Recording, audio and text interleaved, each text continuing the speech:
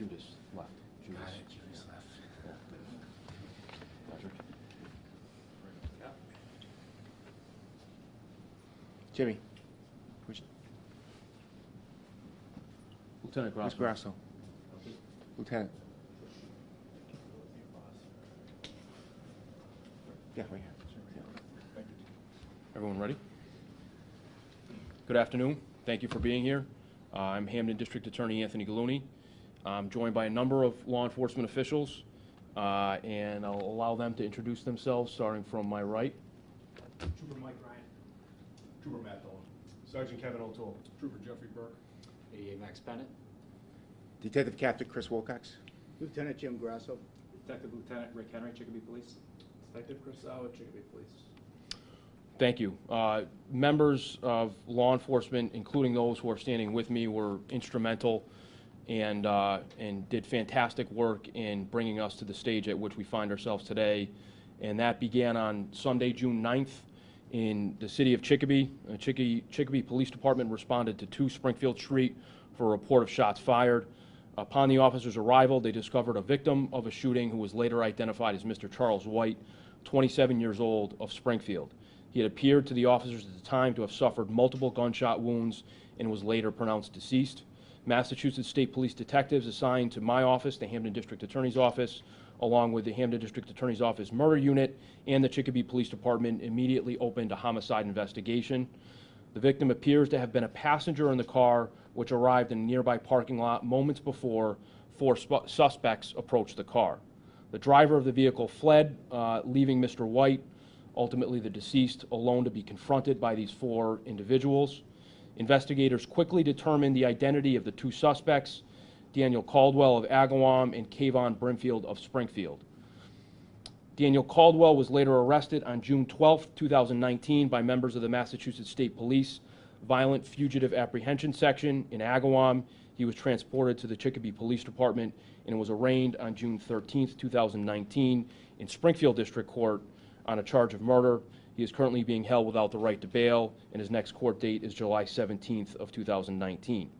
Through further investigation, detectives learned the identities and obtained murder warrants for 2 other suspects, Namel Clark, 26 years old, of Springfield, and Gilfrey Gregory, 27 years old, also of Springfield.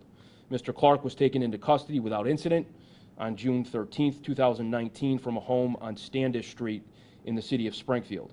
He was arraigned the same day in Springfield District Court on a murder charge. He's currently being held without the right to bail. His next date is July 10th. Investigators, through diligent efforts, learned Gilfrey Gregory had rented a car and was most likely headed to the state of Arizona. Detectives from this office and the Chicopee Police Department immediately contacted the New Mexico Highway Patrol and then conducted a motor vehicle stop on the afternoon of June 13, 2019 in that state. During the stop, he was placed under arrest and transported to the Hidalgo County Sheriff's Department. He is currently still there, going through the process of extradition to return to Massachusetts and face a murder charge. Still wanted in this connection, in connection to this investigation, is Kayvon Brimfield, who I mentioned before. He is of Springfield. Mr. Brimfield has been added to the Massachusetts State Police Most Wanted list. He is one of 7 individuals across the state who are identified as the most dangerous and most wanted individuals. He is to be considered armed and dangerous.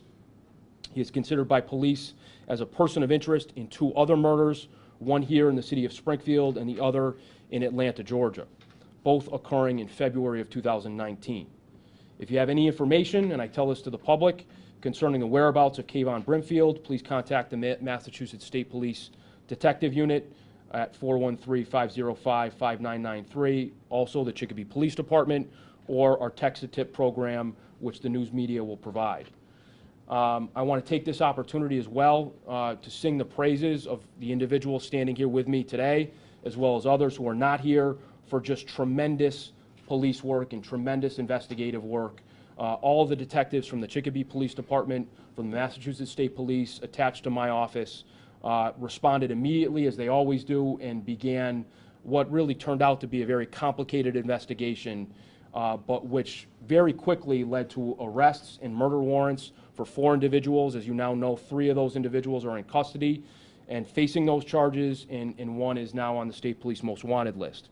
This investigation led to multiple tactics, and individuals were quickly identified and ultimately captured through cooperation with other departments, both within the state police and in other towns. I want to highlight some individuals who really did an incredible job.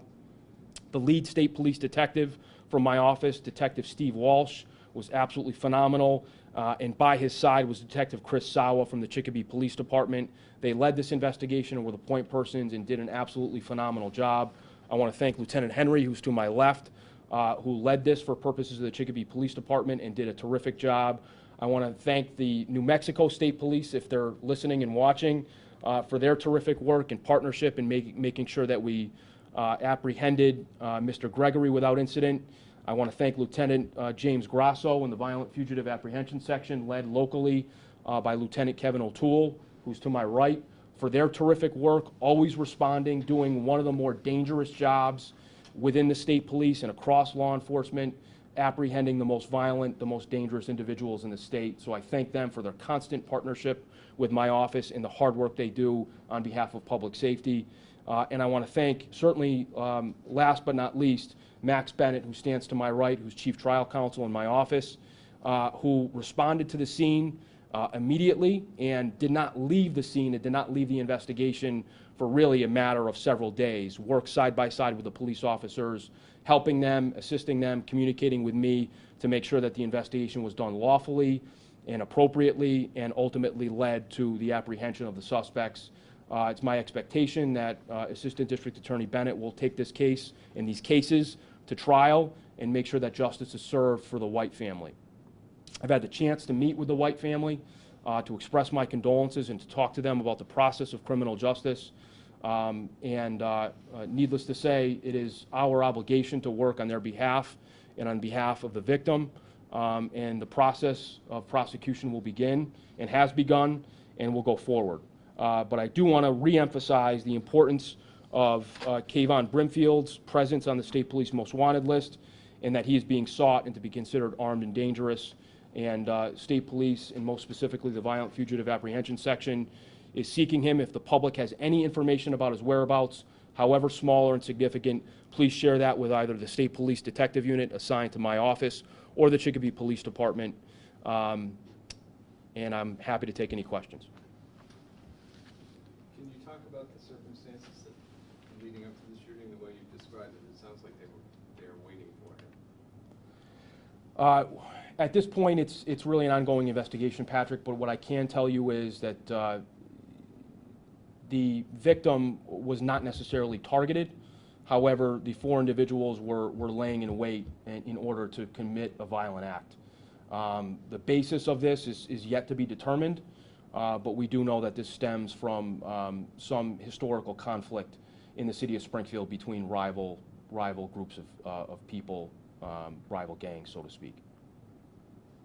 I do want to make clear, though, that the victim was really not an intended target and is, as far as we know, was not a member of any criminal organization, and is very truly, as all our victims are, was a victim and in the wrong place at the wrong time.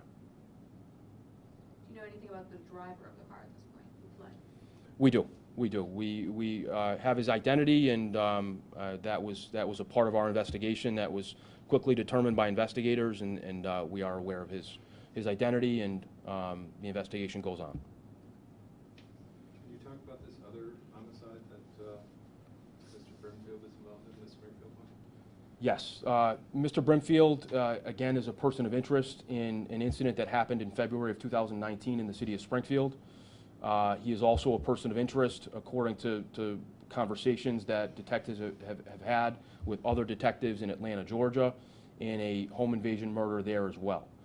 Needless to say that probable cause has not been established, to my knowledge, in the Atlanta, Georgia case, and has not been established in the previous case in Springfield. But I only include that, Patrick, to ensure that people understand the nature of Mr. Brimfield and the fact that he is armed and dangerous.